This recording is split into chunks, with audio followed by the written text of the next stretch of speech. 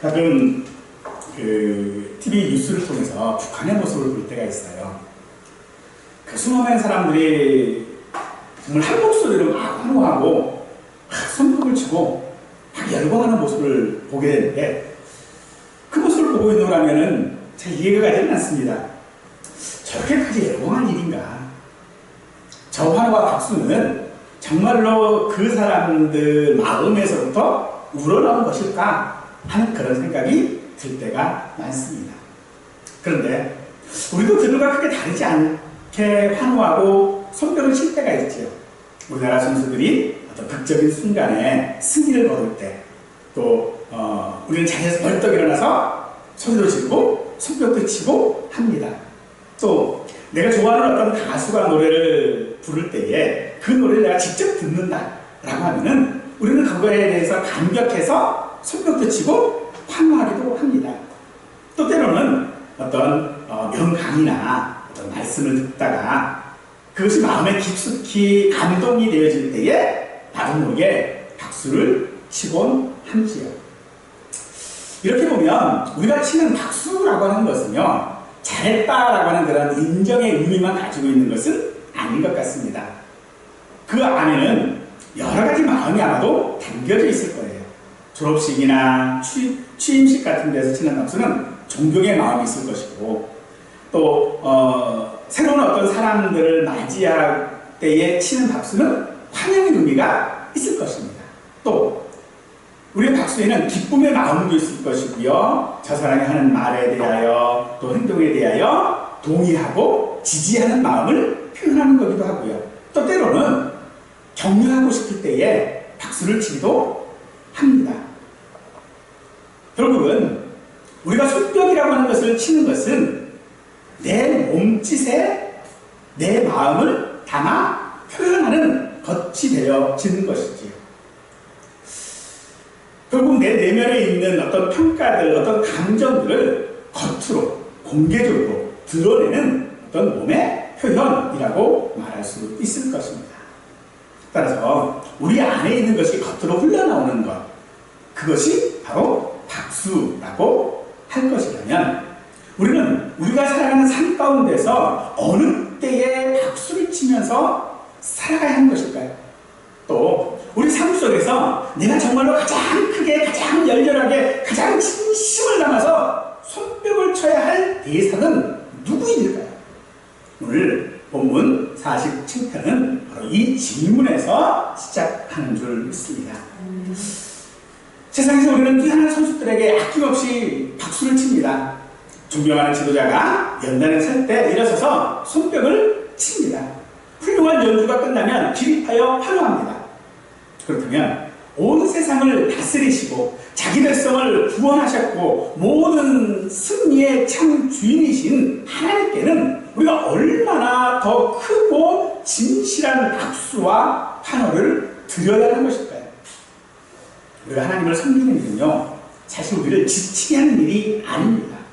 특히 우리가 찬양하는 것에 있어서도 마찬가지지요. 우리가 그렇게 아무리 거기에 몰두하다고 하고 또 지나치다라는 그 느낌을 우리는 찬양에서는 받을 수 없는 겁니다. 하나님을 향한 찬양은 억지로 짜내는 의무가 아니라 부르면 부를수록 내 마음 한구석을 채워지는 은혜의 통로가 되기 때문입니다. 우리가 지난 시간에 하나님이 우리의 삶의 피난처가 되시는 것이라고 하는 것을 살펴보았지요.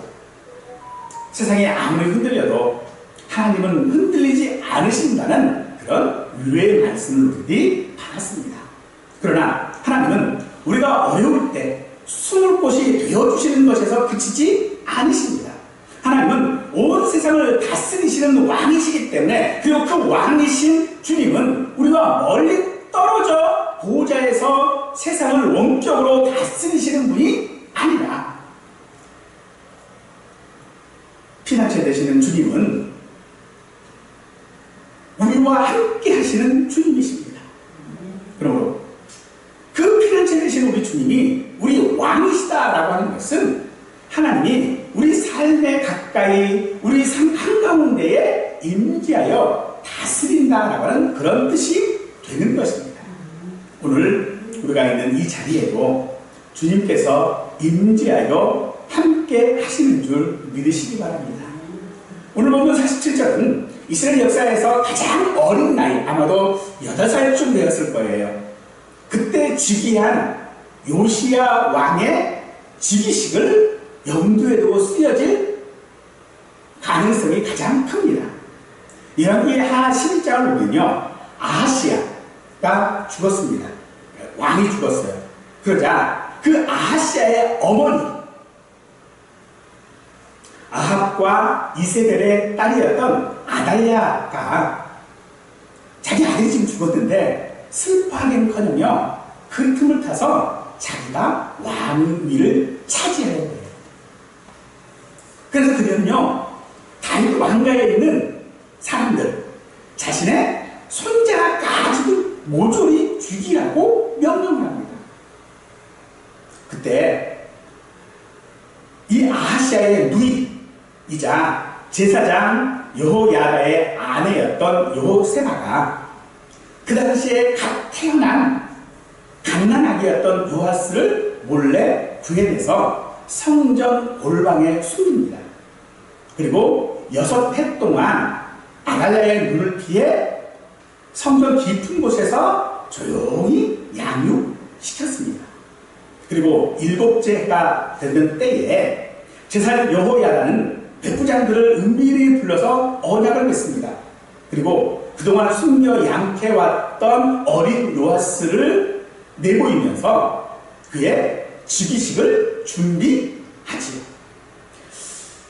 경비들을 재배치시키고 또 성전에 보관되어져 있던 다윗의 창과 방패를 경호대에게 나누어주고, 그리고 어린 그 요아스에게 왕관을 씌우고 율법책을 손에 들려주면서 그리고 기름 부어 왕으로 세웠습니다. 그때 모든 백성이 즐거워하여 손뼉을 치며 왕의 만세를 부르니라 라고 합니다.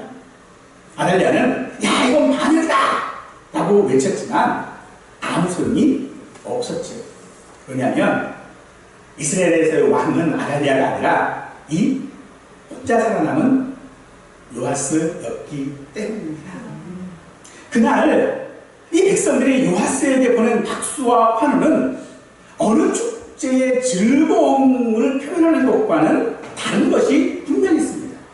오랫동안 어둠 속에서 왕을 기다렸던 백성들, 마침내 그 왕이 이제 통치를 시작했다라고 하는 그 인정을 하고 있는 것이고, 그 왕에게 그 통치에 순종하고 충성하겠다라고 하는 그 고백을 박수와 환호를 통하여 표현하고 있는 것이기 때문입니다. 오늘 우리가 살펴보는 이 시편 47편은 그런 왕의 즉위식을 통해서 우리 주님이 우리 삶에, 내 삶에 왕이시다라고 하는 것을 우리에게 말씀하고 있습니다. 우리 주님은 지금도 우리 삶 한가운데 임재하여 내 삶을 다스리는 왕이십니다. 따라서 우리가 박수를 친다고 해서 그 즉위식이 더 아름답거나 거룩해지거나 위대해지는 것은 결코 아닙니다. 단지 하나님은 우리의 박수가 없어도 이미 영광스러운 분이십니다. 그러므로 우리의 박수는 그분의 그 위대하심을 인정하는 우리의 응답일 뿐인 것이죠. 마치 어린 자녀가 부모를 향하여 환하게 웃으면서 두 손을 뻗치는 것처럼 구원받은 성도는요, 왕 되신 하나님의 그 임재 앞에서 우리의 그 기쁨을 숨기지 않아야 하는 것입니다. 따라서 시편 47편이 우리에게 요구하는 것은 그저 형식적인 박수가 아니죠. 형식적으로 내가 무엇을 하는 것을 우리에게 원하시는 것이 아니라는 것입니다. 하나님이 지금 나와 함께 하신다는 그 임재의 기쁨이 내 손끝을 통해 내 삶 전체로 이어져야 한다라고 말하고 있는 것입니다. 주님은 만왕의 왕이시면서 오늘도 우리 삶 가운데 임재하시는 왕이십니다.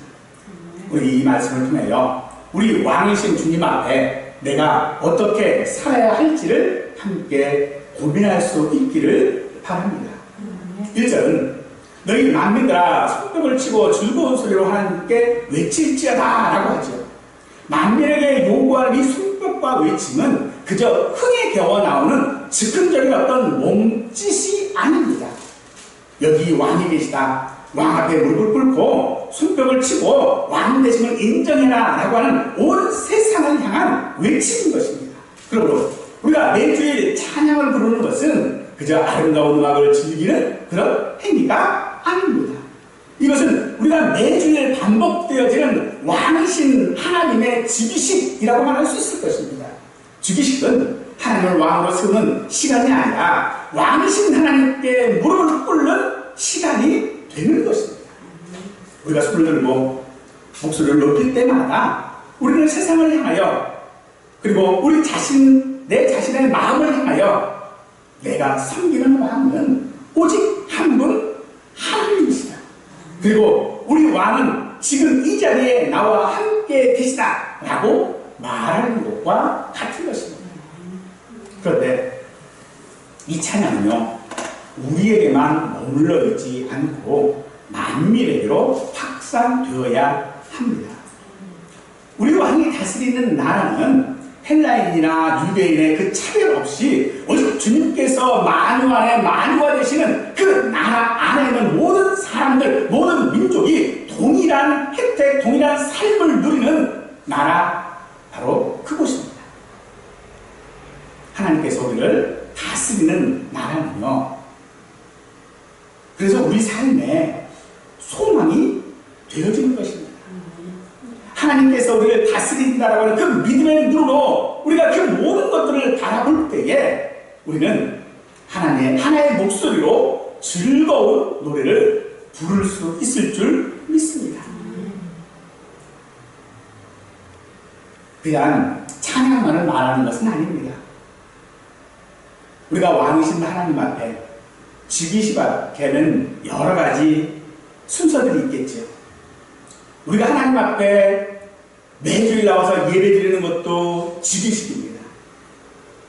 내가 세상의 삶 가운데서도 살아가는 모든 시간들이 하나님 앞에 즉위식이 되어야 하는 것입니다. 그러므로 우리가 이렇게 믿는다라고 하는 것을 세상 사람들한테 확장되어주고 보여주고 할 뿐인데, 우리는 속으로 그렇게 생각해요. 믿는 것이 그렇게 요란하게 믿어도 되겠냐? 뭘 그렇게 요란하고 뭘 그렇게 드러내려고 그러느냐? 하는 그런 생각을 가질 때도 있습니다. 물론 좋은 의미에서도 맞는 말입니다. 침묵이나, 그러나 그것만이 우리가 하나님 앞에 즉위식 안에 보일 수 있는 우리의 모습은 아닌 것입니다. 그러므로 우리가 그런 모든 것들을 감당할 때 내가 생각하는 그 모든 것들은 사실 내 마음의 문제일 수밖에 없는 겁니다. 우리가 아름다운 목소리로 또 멜로디로 가사로 찬양하는 것이 아닌 것처럼 하나님을 향하여 우리의 온 마음을 드리는 것이 우리의 찬양해야 하고 예배해야 하고 삶이어야 한다는 것입니다. 하나님의 그 은혜에 강력한 사람만이 손뼉을 치고 소리 높여 찬양할 수 있는 것입니다. 그야말로 하나님의 기뻐하는 찬양이 되어지는 것입니다. 그러나 동시에 우리의 찬양은요,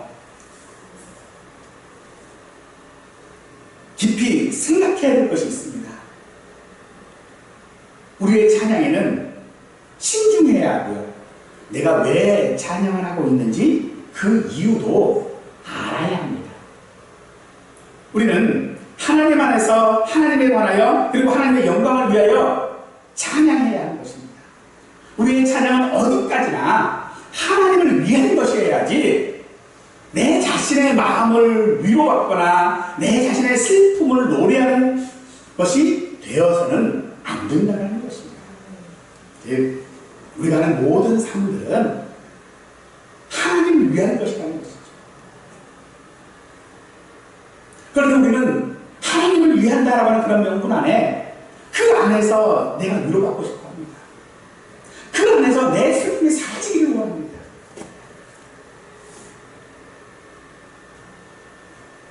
그러나 우리가 살아가는 모든 삶들, 우리의 예배, 우리의 찬양은 그 어떤 것보다도 하나님이 나를 다스리신다라고 하는 것에 근거해야 하는 것입니다.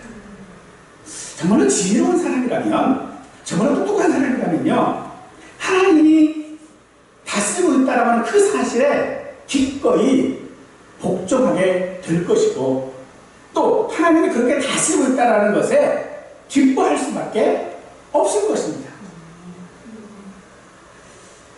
가장 반역적이고 완악한 마음을 가진 사람이라 할지라도요, 우리가 그 주님의 그 은혜 앞에 선다면 복종하지 않을 수 없을 것입니다. 그리고 유대인이나 이방인은 그 하나님을 다스리로 인하여 손뼉을 칠 수 있다라고 하는 것, 그것은 곧 하나님의 승리가 곧 나의 승리다 라고 하는 것을 말하는 것입니다. 사랑하는 성도 여러분, 주님의 임재 앞에서 손뼉을 치면서 찬양하는 것은요, 억지스러운 일이 아니라 지극히 당연한 일인 줄 믿습니다. 그것은 우리 삶 전체를 통해서 나는 왕 되신 주님의 백성으로 산다 라고 하는 것을 드러내는 것입니다. 그러므로 우리의 상황이 흔들릴 때에, 문제가 우리를 압도할 것 같을 때에 우리가 생각해야 하는 것은요, 이 상황이 얼마나 심각한지, 누가 나를 도와줄 수 있는지, 이런 것들이 아니라 지금 이 상황 가운데에 나와 함께 계신 왕이 누구인가 하는 것이 되어져야 합니다.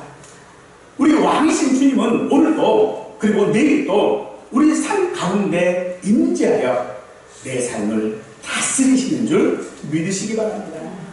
그렇다면 왜 하나님이 우리의 왕이 되셔야 합니까? 다른 신들도 많고요. 심지어 사람들 가운데는요, 능력자들이 얼마나 많은지 몰라요. 그런데 오직 하나님만이 나의 찬양을 받으시기에 합당하신 왕이 되어야 하는 것입니다. 이전 지존하신 여호와는 두려우시고 온 땅의 큰 왕이 되시리로다라고 합니다. 이 한 절 안에 우리 가운데 임재하시는 주님이 어떤 분인지를 잘 알 수 있지요. 첫째로 하나님은 지존자이십니다. 지존하다라고 하는 것은 모든 존재 위에 계셔서 온 세상을 통치하시는 하나님을 가리킬 때에 사용되어지는 단어입니다. 둘째로 하나님은요, 두려우신 분입니다. 두렵다라고 하는 것은 하나님의 그 전능하신 능력 앞에서 사람이 마땅히 느낄 수밖에 없는 두려움과 경외를 뜻하는 단어입니다. 셋째로 하나님은 만왕의 왕이십니다. 만왕의 왕이시다라고 하는 이것은 하나님의 통치가 옛적에 어느 한때의 통치가 아니라는 것입니다. 하나님의 왕 되신다라고 하는 것은 어느 한 나라에만 영향을 미치는 그런 왕이 아니라는 것입니다. 그러므로 지존하시고 두려우시고 만왕의 왕이시다라고 하는 이 세 가지 사실은 우리가 오직 하나님 앞에서만 손뼉을 치고 환호해야 할 이유이고, 오직 하나님만이 나의 왕이신 이유인 것입니다. 여기서 우리가 조금 좀 낯설게 느낄 수 있는 단어가 두려우시고라고 하는 것일 것 같아요. 즉 왕인데 왕이 두려워요. 여러분, 두려움이라는 게 뭘까요? 두려움은요, 마주하기 싫어요. 우리가 무서운데 가기 싫잖아요. 그런데 나의 삶을 다스리시는 이 왕이 두려우신 분이에요. 그럼 어떻게 우리가 그분 앞에 같이 앞에 갈 수 있을까요? 그 두려우신 분이 늘 내 옆에 있어요. 얼마나 불편하겠어요. 그런데 이 두렵다라고 하는 것은 정말로 나를 압도하는 어떤 존재 앞에 설 때에 느끼는 그런 감정이 있는데, 하나님께서는 우리에게 그런 하나님이라는 거예요. 그런데 그것이 바로 우리가 하나님을 찬양해야 할 충분한 이유인 것입니다. 하나님은 우리의 피난처가 되실 뿐 아니라 능히 이길 능력을 가지신 전능하신 분이십니다. 능력을 가지고 있다, 두려운 능력을 가지고 있다고 하는 것은 우리에게는 그것이 피난처가 되어줄 수 있지만은 우리를 대적하는, 하나님을 대적하는 원수들에게는요 그것이 두려움일 수밖에 없는 겁니다. 우리에게는 그것이 하나님의 보호가 되어지지만 원수들에게는요 두려움이 되어지는 그 능력이 하나님의 두려우심이라고 하는 것입니다. 이것을 우리 사람의 능력과 비교해보면 그 차이가 더 분명해질 수 있을 거예요. 사람의 능력에는요 언제나 한계가 있죠. 돈이 아무리 강력해도요 돈으로 할 수 없는 일이 많습니다. 아무리 유능한 사람이라도요 결국 한계가 있습니다. 아무리 자신있게 할 수 있어! 라고 외쳐도요 사람은 할 수 없는 일이 분명히 있습니다. 그러나 우리 하나님은 온 땅을 다스리시는 유일한 하나님이십니다. 만왕의 왕이시고 만주의 주이십니다. 그러므로 아무리 작은 촌락이라도 아무리 이름 없는 작은 섬이라도 하나님의 주권에서 벗어난 곳은요 단 한 곳도 없는 것입니다. 그러므로 하나님이 두려우시다라고 하는 것은 그렇게 여겨지는 것이 당연하다라고 하는 그런 뜻일 뿐만 아니라 그것이 나에게는 힘이라는 겁니다. 이 두려움을 극명하게 나타내는 장면들이 신약성경에 좀 있어요. 예수님을 귀신들이 예수님을 보자마자 나사렛 예수여 우리가 당신과 무슨 상관이 있나이까 우리를 멸하러 오셨나이까 라고 또 다른 귀신들은요 때가 이르기 전에 우리를 괴롭게 하려 여기 오셨나이까 라고 부르짖습니다. 이런 마귀와 귀신들이 주님을 두려워하는 것은 주님이 분명 마귀보다 강하고 주님의 그 능력으로 말미암아 그들을 쫓아내실 수 있기 때문이겠죠. 그런데 사도행전 19장에 보면요 유대인의 제사장이었던 스게와라고 하는 사람과 그의 7 아들이 있었어요. 그들이 예수님의 이름을 흉내내어서 시험삼아 귀신을 쫓아내려고 했어요. 그러자 이 귀신이요 이렇게 말합니다. 내가 예수도 알고 바울도 알거니와 너는 누구냐? 그러면서 그들을 눌러 이기고 그들을 상하게 하고 벗은 몸으로 도망치겠습니다. 주님의 이름을 진심으로 의지하는 자는요 주님의 이름이 능력이 되는 것이 아닙니다. 이처럼 주님은요 그의 위선자들이나 마귀의 하신들에게조차 두려움이 되시는 분이라는 겁니다. 즉 우리가 예수의 이름을 가지고 있으면 예수의 그 두려움이 우리의 것이 되는 거예요. 우리가 정말로 두려워하고 정말로 우러러보고 내 삶의 우선순위를 내어주는 대상이 누구여야 합니까? 돈입니까? 사람들의 평가입니까? 내가 성취해야 될 성공과 명예입니까? 우리는 어느 때보다 하나님보다 하나님의 말씀보다 하나님의 약속보다요 병원의 진단서가 더 두려워요.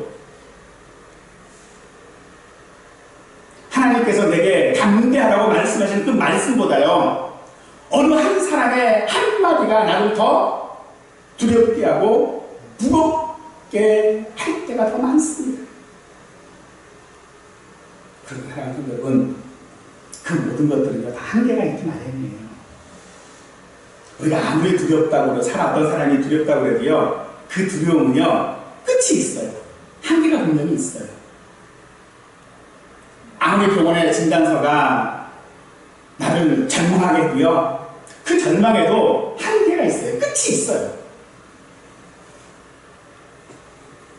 그러므로 우리가 정말로 두려워해야 할 이유는 우리 삶의 중심에 계셔서 나와 함께 하시는 바로 그 왕, 만왕의 왕이신 우리 주님이신 줄 믿으시기 바랍니다. 이제 3절과 4절은요 우리가 왕이신 그 하나님을 찬양해야 할 또 하나의 이유를 우리에게 지금 말해주고 있습니다. 그것은 하나님 하나님이 이미 이루신 승리, 그 승리 안에서 우리에게 값없이 주신 은혜가 무엇인지를 말하고 있는데, 여호와께서 만민을 우리에게 나라대로 우리 발 아래에 복종하게 하시며 우리를 위하여 기업을 택하시나니 곧 사랑하신 야곱의 영화로다 라고 합니다. 무슨 말씀입니까? 하나님께서 이루신 그 승리가 곧 우리의 승리인데, 그 승리가 어떤 것이에요? 만민을 우리에게 나라대로 우리 발 아래에 복종하게 하신대요. 이 복종하게 하시며 라고 하는 이 말은요, 미래에 있을 어떤 일에 대한 막연한 소망을 말하는 것은 결코 아닙니다. 이 복종하게 하시며 라고 하는 이 말은요, 하나님께서 이미 이루신 승리의 결과를 근거로 하고 말씀하고 있는 것입니다. 그것은 어중간한 그런 승리가 아닙니다. 완전하고 결정적인 승리입니다. 우리가 오늘 붙들고 살아가야 하는 이 믿음은 아직 이루어지지 않은 그 무언가를 막연히 바라는 것이 아닙니다.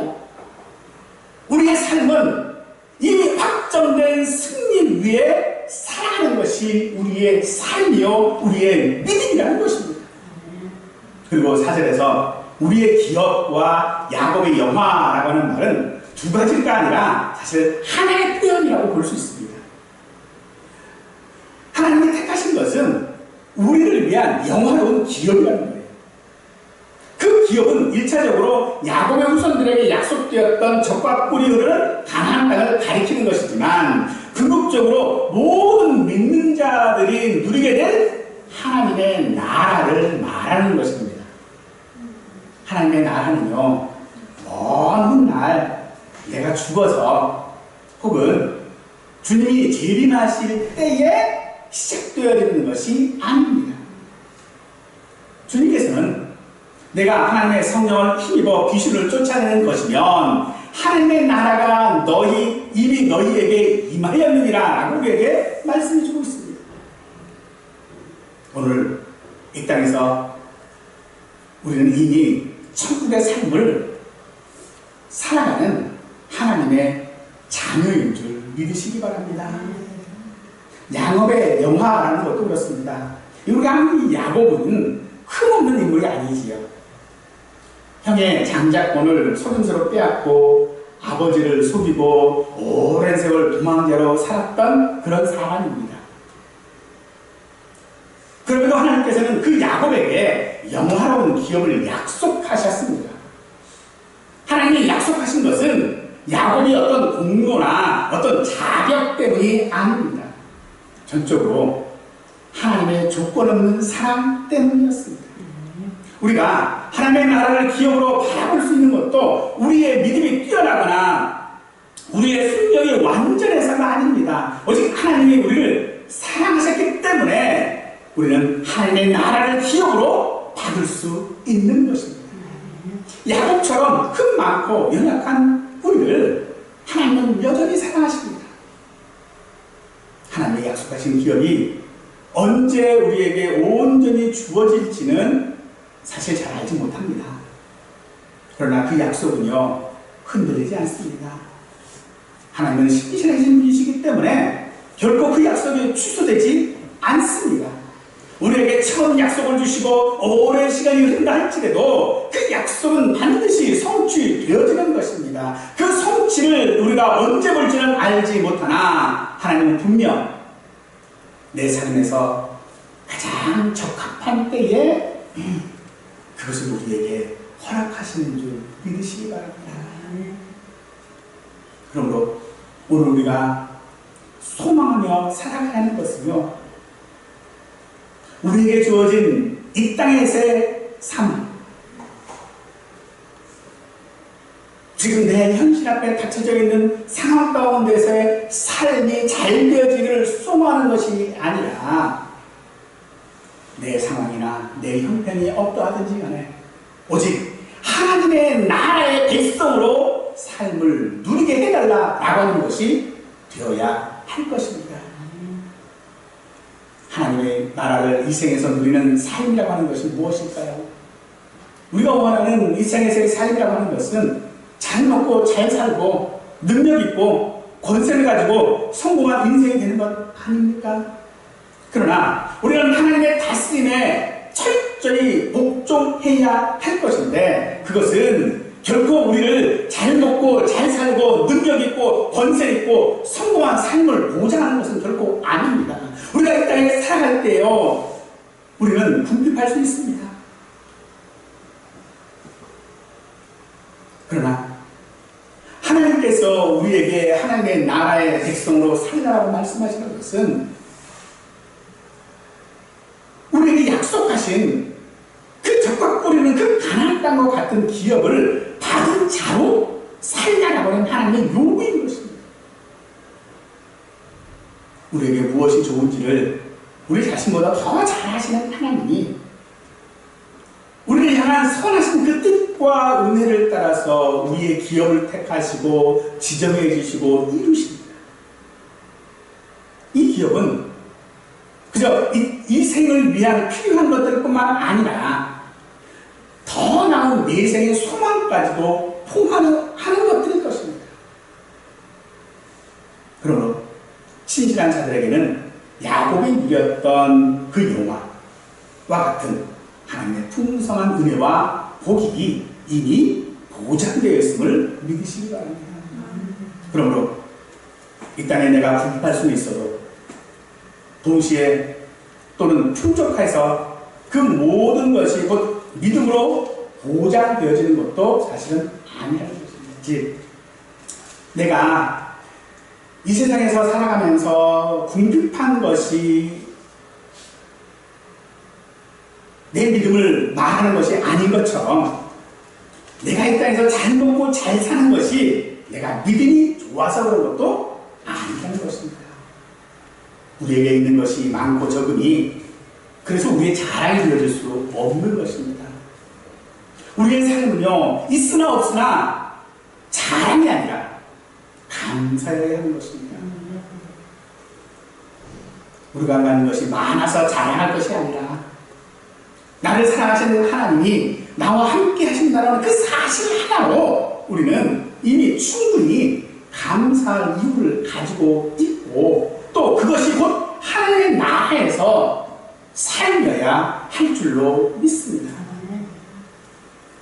지금까지 살펴본 바로 하나님은 우리의 왕이시고 우리는 그의 백성입니다. 1절의 손뼉과 외침도, 2절에 들어오신 왕도, 3, 4절의 승리와 기업과 영화로 그 모든 것의 근거는 하나님이 우리 왕으로서 지금도 오늘도 내 삶 한가운데 나와 함께 하신다라는 그 사실이 있습니다.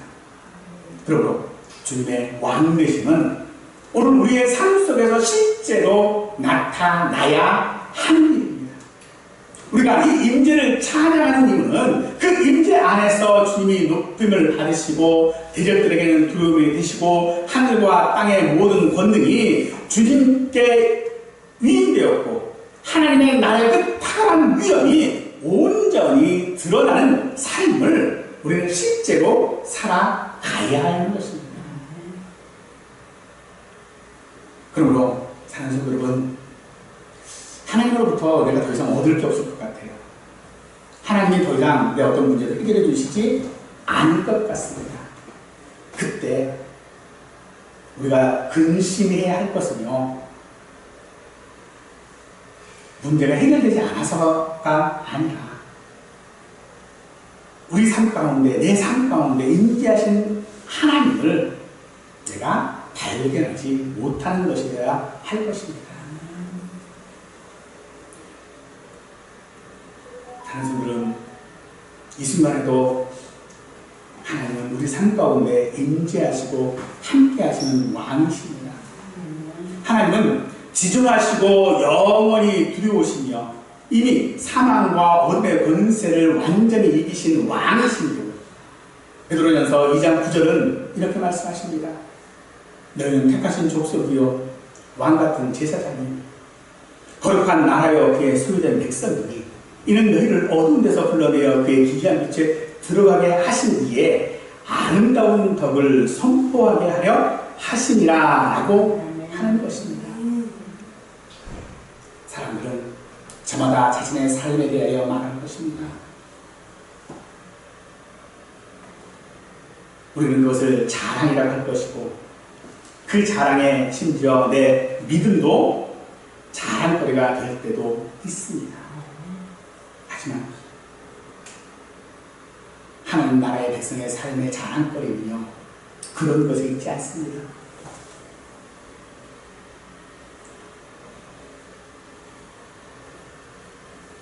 우리가 자랑해야 될 것은 주님의 인재인 줄 믿으시기 바랍니다. 하나님께서 우리를 위하여 기업을 택하시고 야곱의 영혼을 보장하시는 것은 우리로 복을 받게 하시려는 것, 그런 것이 아닙니다. 그 하나님의 아름다운 영광과 은혜를 세상에 드러내게 하시려는 바로 그 이유입니다. 그러므로 우리 입술로 찬양하고 삶으로는 그 인재를 증거하는 그것이 오늘 우리가 하나님의 나라를 살아가는 우리의 방식이어야 한다는 것입니다. 즉, 내가 복받은 것으로 주의 인재를 나타내는 자가 아니라 내 삶이 인재를 증거하는 걸로 나아가야 한다는 것입니다. 오늘 우리가 이 자리에 있는 것 우리의 자격 때문이 아니라 그렇습니다. 흠 많던 야곱을 사랑하신 것이 지금도 우리와 함께 하시는 하나님이십니다. 그러므로 오늘 이 시간부터 우리의 삶을 자랑하는 감사로 사실 수 있기를 바랍니다. 감사는 많은 것을 가진 사람이 하는 말이 아닙니다. 왕 되신 주님이 나와 함께 하신다라고 하는 그 사실을 아는 사람만이 할 수 있는 믿음의 고백일 줄 믿으십시오. 왕 되신 우리 주님의 그 임재 속에서, 그 임재를 내 삶 속에서 날마다 확인하고 손뼉과 목소리와 삶 전체를 우리 주님의 왕 되심을 보여주는 우리 모두의 삶이 되시기를 간절히 축원하겠습니다.